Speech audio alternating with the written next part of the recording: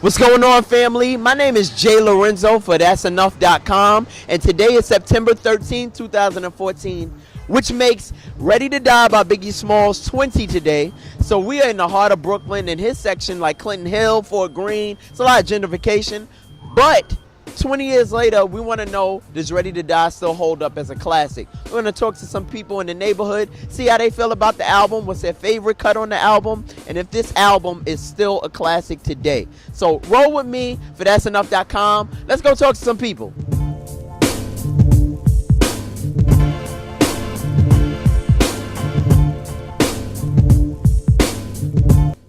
When'd you first hear Ready to Die? I first heard Ready to Die, I was about, give or take, 3 years old. It's not too funny because honestly, like about 5 minutes ago, I was listening to it on Beats Music. You know, they're doing their little tribute to Biggie Smalls on Beats Music as well. So I'm sitting there listening to songs like Who Shot You, you know, bumping on the bus, having a good time. You know, it's a regular day. Well, I was fairly young when I heard Biggie for the first time, but there are definitely a couple lines that definitely stick in my head just from hearing his voice. He definitely had a distinct voice and a distinct nature about himself. As a big guy, and I remember hearing the line, fat, black, and ugly as ever. However, I stay Gucci down to the socks, rings and watch filled with rocks. And my jam knock me in Mitsubishi. Girls pee-pee when they see me. Navajos creep me in they teepee. That's a strong line, you know, like still demanding the stage, still demanding an audience, but still, you know, having certain things that you consider boundaries. I was in junior high school, and you know, I had to sneak because see, my dad is a pastor, so I had to sneak the album, and I had a cassette player, you know, and I was, you know, sneaking in, and while he had Mahalia Jackson playing, I was busting. And see what happened? Let me tell you, I played the organ, so I was trying to learn it because I was trying to play it. You're just gonna play Biggie in the church? In the church, I was playing Biggie. And I literally remember like yesterday, the first time that I saw Biggie, it was a video. And I was at my brother's apartment. He was attending NC State at the time. I was still in high school, but we was visiting him. And I remember in the living room of his apartment, the video came on, and we was like, who the fuck is this this big guy? And I remember the lyric was Super Nintendo, Sega Genesis. When I was there broke, man, I couldn't picture this. And we was like, oh shit, who is this? Where is he from? And then we realized from looking at the video, oh, okay, that's another New Yorker. And to be honest, that's when it all started. That's when I became a Biggie fan. When Ready to Die came out, I was in high school. And when it dropped, like, it was just a phenomenon to everyone in the school that I went to. Like, we would listen to it. Back then, it was like, you know, CD players and cassette decks and stuff like that. So we had it in our CD players, just like repeat, like every line, every verse. Like, I mean, to this day, you could listen to Ready to Die and hear a certain line and still kind of feel uncomfortable with saying what Biggie said back then. And you know what I'm talking about. I know what you mean. So, but it's still a classic, you know. Definitely. Live from Bedford-Stuyvesant, the livest one, representing BK to the fullest. What do you remember most about the album from where you were, like junior high school? What do you remember most? You know what? I wanted to be in that lifestyle. Because, I mean, I was in Long Island. We didn't, you know. And I didn't have no hard time. It's grass and... It was grass, it was trees, you know. I didn't know. But I was like, man, I wish I knew what that struggle I wanted to struggle. And so, yeah, it just opened me up to a world I didn't know existed. First time actually hearing the album in its entirety, like, what was kind of going through your head at that time? When I first heard the entire album, I was just like, oh, wow, okay, well, this is a new artist I have to pay attention to. Because like I told you, my favorite artist was Tupac at that time. Still is today, but I'm just saying, like, and then Biggie was my second best artist once I heard the entire album. Like, The What with Method Man was even crazy. So he had a lot of songs that, from the first song to the last song, it was to me it was a 10. It was a dope album. To all the ladies in the place with style and grace, allow me to lace these lyrical douches in your bushes. Who rock grooves and make moves with all the mommies. The back of the club, sipping my wet is where you find me. The back of the club, macking holes, my crew's behind me. Mad question asking, blunt passing, music lasting.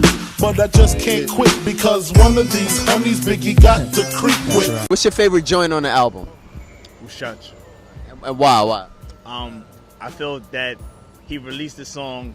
He released, according to his autobiographical film, he released the song before Tupac got shot, but he also started up the real East Coast West Coast beef. So it really put like rap on a whole different pedestal. It really started to sectionize rap for East Coast rappers rapping their certain way versus West Coast rappers rapping their certain way. Well, since you took that, I'll probably have to say Warning. Why so? Because Warning, it was a real, like, it was a story. It actually told people, like, you know, it gave people a different aspect of, you know, how to visualize certain things. Like, you told the story in a sense, so you feel like, oh, you know, who the hell is waking up? You know what I mean? So it's like, oh, like, this is real. Like, if you imagine, you put yourself in that situation, you know what I mean? And it was just a good experience, you know, for people to listen. What's your favorite track on Ready to Die? Juicy. Yeah. And why is that? Because at that same time, I mean, I never became rich like he did from Sega Genesis and all that. But at that time, I was definitely broke, still broke. But I'm saying I understood how he felt coming from the hood, and all of a sudden, you know, he's living he was living a glamorous life. So that was actually my favorite joint. The one that stands out to me the most, I'm not gonna lie, like all of them are classics, but like the one that stands out to me the most is The What with Method Man. Like the way that he came off on that was just like crazy, you know. And added Meth on top of that with his voice and his gritty style, it just made that record dope. So that's something that stands out to me. I used to get feels on the bitch. Now I throw shields on the dick to stop me from that HIV shit. And niggas know they soft like a Twinkie fillin', playing the villain. Speaking of The What, Biggie actually told Meth that he thought he got him on that track, and I think Meth said vice versa. So who you feel like won that battle of lyricism on The What? Meth is good. Meth is good. Like Meth definitely held his own on that record.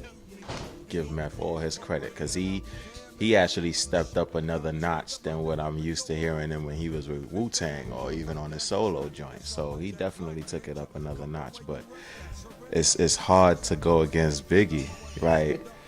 Not because I'm from Brooklyn, but he killed that track. Like the second verse he went in, honeys feel it deep in their placenta, cold as the cold in the winter. Yo, come on. Oh yeah, at that point. I think Meth got him too. I mean, when you listen to it, I think Meth got him. I mean, I really do. Biggie said his thing, but shit, Meth said his thing too. Like, and I think, you know, and then, you know, some New Yorkers, like, I'm from the South. I'm not afraid to say it. Sorry, but a lot of New Yorkers will say, you know, Biggie got him, and it's because they're New York biased. And although that Meth is from New York, Biggie is still bigger than Meth. You know what I mean? So, but I really feel like, you know, to me, Meth got him. Okay. I'm not gonna say, you know, Biggie didn't do his thing. Yeah, he did his thing. I mean, if you look, Meth got him. It's point blank period for you. Yeah, point blank period. Meth won that, but the song was actually dope. If this album came out today, you think it'd be as big as an impact as it was in '94?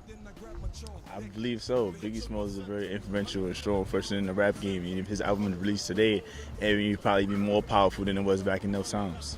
Because now the rap game, you know, a lot of people, they're talking, but they're not speaking, you know what I mean? There's a difference to say something to the youth than to say something to, you know, everybody as a whole, you know, to let people know that this is what it is and this is how life is in the streets and everything like that. We had so many albums to come out. I mean, around this time, Nas, Illmatic was out. Meth dropped to Cal. You know, Outkast had their first LP. You know, so many great albums. Where do you feel like Ready to Die rates amongst the greats, amongst his class? Where you feel like Ready to Die rates? It's up there. It's one of the tops. Like, it's definitely one of the tops of all the albums that you named. But I mean, we can view that now, 20 years later, looking back and listening to it, we were like, yeah, Biggie was actually ahead of his time, and that album was definitely a great album for that era. But back then, 20 years prior to when we just heard it, I don't think that the world gave Biggie the recognition that he deserved for that album dropping the time that it dropped. I think it was like everybody from Brooklyn, everybody that was into hip hop at that point in time was just like, yo, Ready to Die is a good album. But then when you have stuff like Takao with Method and Wu-Tang was like big at that time, you know what I mean? It was just like, yo, you know, you was listening to that. Outkast, who was new and upcoming, I don't think that like they got recognized and everything, but like around that time, rap and hip hop was just like so good at that point. It was so heavy and was just so strong that like out of all those albums that you named, like Biggie had to be at least the top 4 of those. You know what I mean? I want to thank you for taking me down Memory lane. because you know it did help. Right. So that's all I got to say. Magazine, Salt and Pepper and Heavy D up in the limousine, hanging pictures on my wall. Every Saturday, rap attack Mr. Magic Marley Marl. I let my tape rock till my tape pop. Smoking weed and bamboo, sipping on private stock. Way back when I had the red and black.